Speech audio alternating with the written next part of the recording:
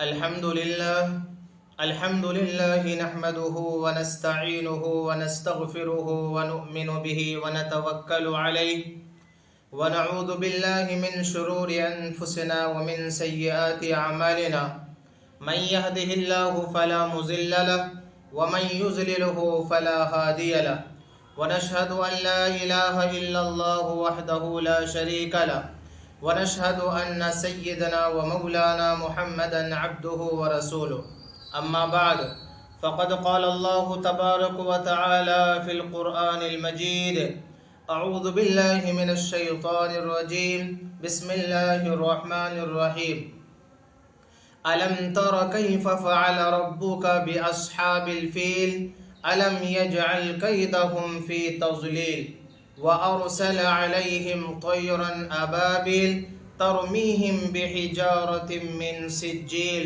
فجعلهم كعصف مأكول وقال النبي صلى الله عليه وسلم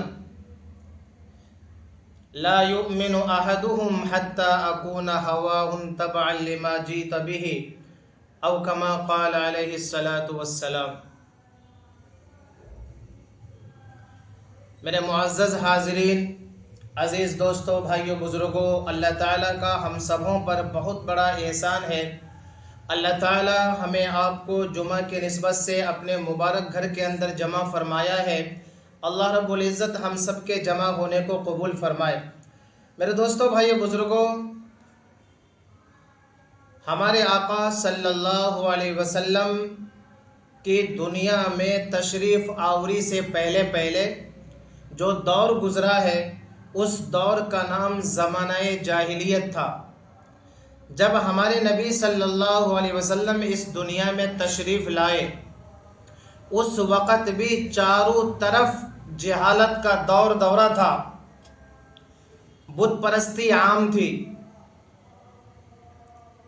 مزدوروں کو پورا دن کام کرا لیا جاتا تھا، اس کو مزدوری نہیں دی جاتی تھی، عورتوں کی کوئی عزت نہیں تھی، عورتوں کی بازاروں میں بیچا جاتا تھا، عورتوں کی منڈیاں لگائی جاتی تھی، غریبوں کی کوئی عزت نہیں تھی، ایک دوسرے کو مارنا قتل کرنا عام تھا، کوئی سسٹم نہیں تھا، کوئی رواج نہیں تھا، بلکہ اگر کسی گھر میں لڑکیاں پیدا ہوئی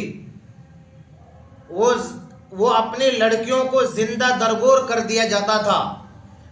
یہ دور چلا ہے زمانے جاہلیت کا دور۔ ایسے دور میں میرے دوستو، بھائیو، بزرگوں، کعبۃ اللہ، جو کعبۃ اللہ سب سے معزز گھر ہے، سب سے محترم گھر ہے، ہر مسلمان یہ تمنا کرتا ہے کاش کہ اللہ تعالیٰ ایک مرتبہ اپنے گھر کا دیدار نصیب فرمائے۔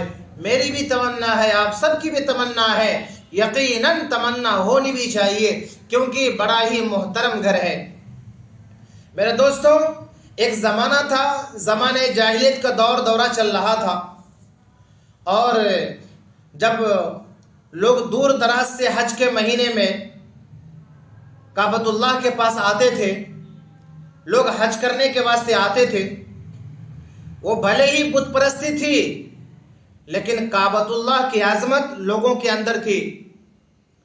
ایک زمانہ میں یمن کا بادشاہ تھا ابرہہ، اس نے تب دیکھا کہ ارے لوگ یمن سے مکہ مکرمہ جاتے ہیں اور وہاں جا کر لوگ حج کرتے ہیں، لہٰذا اتنا دور جانے کی ضرورت کیا ہے؟ اگر وہاں دیکھے بھی تو کوئی خاص گھر تو دکھنے میں نہیں دکھتا، کوئی عالی شان پتھر بھی نہیں ہے، عالی شان خوبصورتی بھی اس کے اندر نہیں ہے، لہٰذا اس نے سوچا کہ ہم یمن کے اندر ایک کنیسہ بنائیں گے۔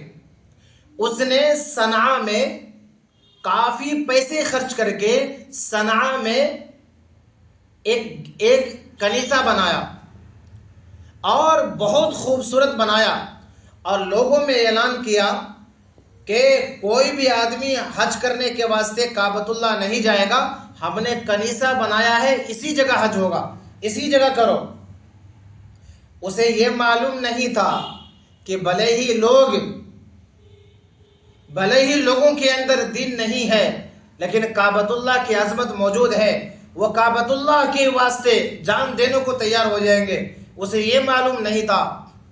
اس نے کنیسہ بنایا، بڑی ہی عالی شان بنایا، اعلان کروایا. کنعان کا ایک شخص تھا، وہ غصہ میں کنیسہ کے اندر داخل ہوا اور اس نے اس کے اندر پیخانہ کر دیا، اس کو غلیظ کر دیا.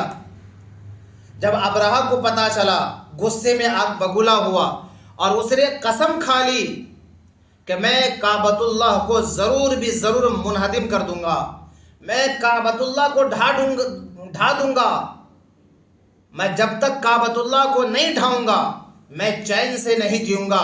اس نے قسم کھا لی اور اس نے ہاتھیوں کی فوج کو لے کر اپنی پوری ٹیم کے ساتھ ابرہہ تیار ہوا اور یمن سے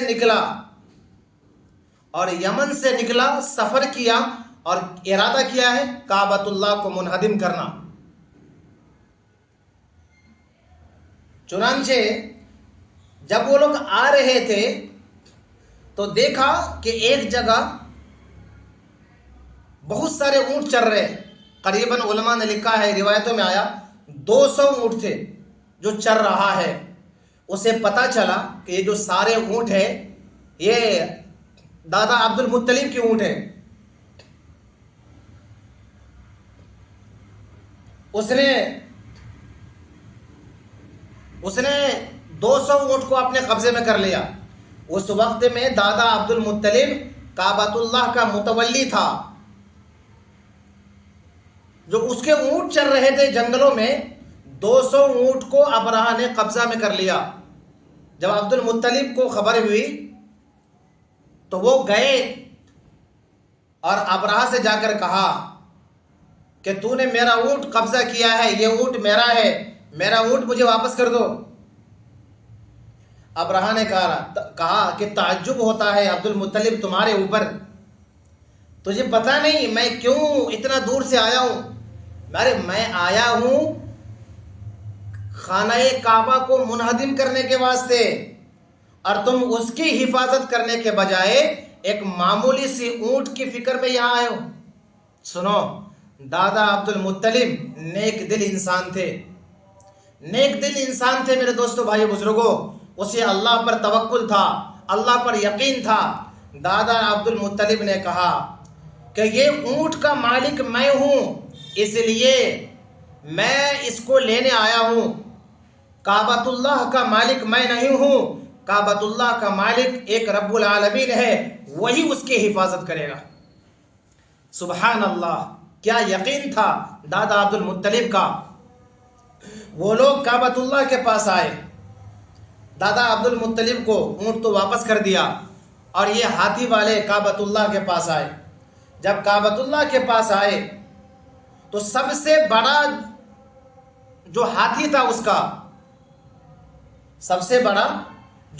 تھا اس کا ابرہہ کا، اس ہاتھی کا نام روایتوں میں محمود لکھا ہے. جب وہ کعبۃ اللہ کے پاس کی طرف چلاتا ہے تو نہیں چلتا ہے، لیکن دوسری طرف چلاتا ہے تو چلنے لگتا ہے. میرے دوستو، بھائی بزرگوں، زبردستی ابرہہ نے اپنے ہاتھی کے سواریوں کے ساتھ کعبۃ اللہ کو منہدم کرنے کے واسطے کعبۃ اللہ کے پاس آ رہے ہیں، اس کی طرف آ رہے ہیں. اللہ تعالیٰ کا فیصلہ ہوا آسمانوں پر، گھر میرا، حفاظت میں خود کروں گا. اور حفاظت کرنے کے واسطے اللہ تعالیٰ نے اپنے مقابل کی طاقتور چیزوں کو نہیں بھیجا. اللہ کا دستور ہے، یاد رکھ لو اس چیز کو، اللہ کا دستور ہے، اللہ کا سسٹم ہے.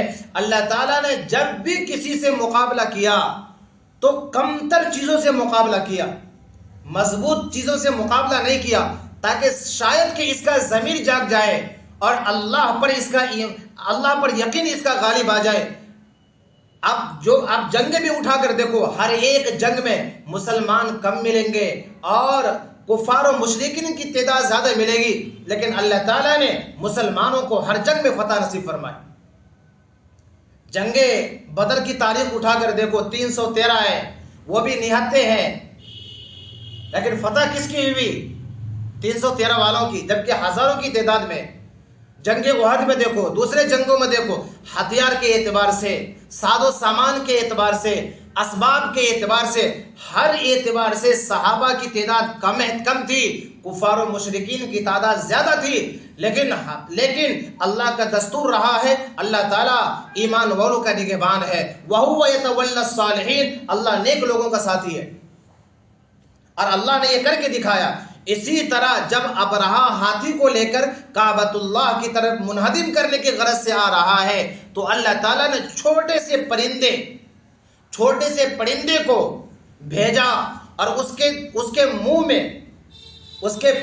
میں چھوٹے چھوٹے کنکر تھے، اور چھوٹا سا کنکر کیا کام کرتا، لیکن میرے دوستو بھائی بزرگوں، وہ کنکر جس کے اوپر پرندہ گراتا تھا اس کو پھاڑتے ہوئے نیچے گرتا تھا، اگر سر پہ گرا تو پھاڑ کر کے نیچے نکلتا تھا، جس کو لگا وہی زخمی ہو کر مر گیا، ختم ہو گیا۔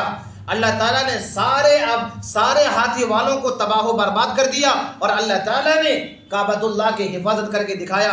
قرآن میں اللہ نے فرمایا أَلَمْ تَرَ كَيْفَ فَعَلَ رَبُّكَ بِأَصْحَابِ الْفِيلِ، اے نبی صلی اللہ علیہ وسلم، کیا آپ نے نہیں دیکھا اللہ تعالیٰ نے ہاتھی والوں کے ساتھ کیا معاملہ کیا؟ أَلَمْ يَجْعَلْ كَيْدَهُمْ فِي تَضْلِيلٍ، اللہ تعالیٰ نے ان کے سارے مکر و فریب کو نیست و نابود کر دیا۔ وَأَرْسَلَ عَلَيْهِمْ طَيْرًا أَبَابِيلَ، اللہ تعالیٰ نے ابابیل پرندوں کو بھیجا، ترمیہم بحجارۃ من سجیل، اور وہ کنکر لے کر وہ اوپر سے برساتا تھا۔ فَجْعَلَهُمْ كَعَصْفٍ مَّأْكُولٍ، اور وہ لوگ کیسے ہو گئے جیسے جانور کا کھایا ہوا بھوسا، اس انداز میں سارے ہاتھی والے نیست و نابود ہو گئے۔ تو اللہ تعالیٰ نے ہاتھی کتنا بڑا جانور ہے، اس کے مقابلے میں جب اللہ تعالیٰ نے ان کا انتقام لینا چاہا تو ہاتھی کا بدلہ ہاتھی سے نہیں لیا، چھوٹے سے پرندوں سے لے کر اللہ نے کعبۃ اللہ کی حفاظت کی ہے۔ جب یہ واقعہ پیش آیا، سارے عرب میں کوہرام مچ گیا، سارے عرب والوں نے اس کے دل میں بات آ گئی، ضرور بھی ضرور دنیا میں ایک نیک انسان آنے والا ہے، ضرور کوئی ایسا آدمی دنیا میں آ رہا ہے جو سب سے بہتر ہوگا، سب سے عالی شان ہوگا، جو کعبۃ اللہ کو پاک کر دے گا، بت پرستی سے، شرک و بدعات سے یہ کعبۃ اللہ کو صاف کر دے گا، اور پوری دنیا میں انقلاب برپا ہوگا، پوری دنیا کا نظام، پوری دنیا کا سسٹم کے اندر تبدیلیاں آئے گی، دنیا کا نظام بدلے گا۔ سارے لوگ سمجھ گئے۔ میرے دوستو، اسی اصحاب فیل کے واقعہ کے قریباً 50 دن بعد، یا ایک روایت میں 55 دن کے بعد، بہرحال محمد الرسول اللہ صلی اللہ علیہ وسلم اس دنیا کے اندر تشریف لائے۔ ہمارے نبی کی آمد سے پہلے دنیا کے اندر نظام بہت ہی خطرناک تھا، عورتوں کی عزت نہیں تھی، اس کو بازاروں کی جنس سمجھا جاتا تھا، اس کی منڈیاں لگتی تھی، عورتوں کو پیدا ہوتے ہی زندہ درگور کر دیا جاتا تھا، چھوٹی چھوٹی بچیوں کو زندہ درگور کر دیا جاتا تھا۔ یہ دور تھا زمانے جاہلیت کا، لیکن جب محمد رسول اللہ نے جب دنیا میں تشریف لائے تو ہمارے نبی نے فرمایا، جو کسی عورت کو بری نظر سے دیکھے گا، اللہ قیامت کے دن ان کی آنکھوں میں سیسا پگھلا کر ڈالے گا۔ ہمارے نبی کا دنیا میں آنا جانوروں پر احسان ہے، انسانوں پر احسان ہے، مردوں پر احسان ہے، عورتوں پر احسان ہے، مزدوروں پر احسان ہے، میرے دوستو بچیوں پر احسان ہے، دو جانوروں کے اوپر بھی احسان ہے۔ میرے دوستو، ہمارے نبی کی آمد سے پہلے جانوروں سے کام زیادہ لیا جاتا تھا اور ان کو کھانے کی چیز کم دیا جاتا تھا۔ ہمارے نبی کے زمانے میں ایسا ہی واقعہ پیش آیا تو ہمارے نبی صلی اللہ علیہ وسلم کے دربار میں ایک اونٹ نے شکایت کی کہ اللہ کے نبی، میرا مزدور مجھ سے کام زیادہ لیتا ہے اور کھانا کم دیتا ہے۔ میرے نبی نے مالک کو بلا کر کہا، میرے بھائی، یہ جانور اللہ کی مخلوق ہے، اس پر رحم کرو، ان کو جتنا کام لیتے ہو اتنا کھانا بھی ڈالو، اس کو کھانا بھی اتنا ڈالو۔ تو ہمارے نبی کا دنیا میں آنا اس اونٹوں کے لیے، ان جانوروں پر بھی محمد رسول اللہ کا آنا احسان ہے، احسان ہے۔ ہمارے نبی کا دنیا میں آنا عورتوں پر احسان ہے۔ عورتوں کی حفاظت، عورتوں کی عزت کیا ہوتی ہے، عورتیں کیا ہے، ہمارے نبی صلی اللہ علیہ وسلم نے سمجھایا۔ یہ بازار جنس نہیں ہے، بیچنے کی چیز نہیں ہے۔ فرمایا جو ان کی بری نظر سے دیکھے گا اللہ ان کی آنکھوں میں قیامت کے دن سیسا پگھلا کر ڈالے گا۔ غریبوں سے کام لیا جاتا تھا، ان کو مزدوریاں نہیں دی جاتی تھی۔ میرے نبی ایسے دور میں آئے، ہمارے نبی نے فرمایا کہ مزدور کو پسینہ خشک ہونے سے پہلے اس کی مزدوری دے دی جائے۔ تو ہمارے نبی کا دنیا میں آنا مزدوروں پر احسان ہے، غریبوں پر احسان ہے، جانوروں پر احسان ہے، انسانوں پر بھی احسان ہے۔ میرے نبی کا دنیا میں آنا، قرآن میں اللہ نے فرمایا وَمَا أَرْسَلْنَاكَ إِلَّا رَحْمَةً لِّلْعَالَمِينَ، اے محمد صلی اللہ علیہ وسلم ہم نے آپ کو سارے جہان کے لیے رحمت بنا کر بھیجا ہے۔ میرے دوستو، بھائیو، بزرگو، اس نبی کو اپنا آئیڈیل بناؤ، اس نبی کو آئیڈیل بناؤ، اس نبی کو اپنا سچا رہنما بناؤ، اس نبی کے نقش قدم پر چلو، اس نبی کی زندگی کو اپناؤ، اس نبی کے طریقے کو اپناؤ۔ ہمارا شادی بیاہ بھی اس نبی کے طریقے پر ہو، ہمارا لین دین بھی نبی کے طریقے پر ہو، ہمارا تجارت بھی نبی کے طریقے پر ہو، ہمارے کاروبار بھی سنت کے مطابق ہو، ہماری نمازیں بھی سنت کے مطابق ہو، ہمارا ہر معاملہ بھی سنت کے مطابق ہو جائے۔ پھر اگر اس طرح اس انداز میں کام کریں گے دوستو، بھائی بزرگ، اللہ کی قسم آپ دنیا میں بھی آپ کامیاب ہے، آخرت کے اندر بھی کامیاب ہے۔ اللہ رب العزت سے دعا ہے اللہ تعالی ہم سب کو کہنے سننے سے زیادہ اس پر عمل کرنے کی توفیق عطا فرمائے۔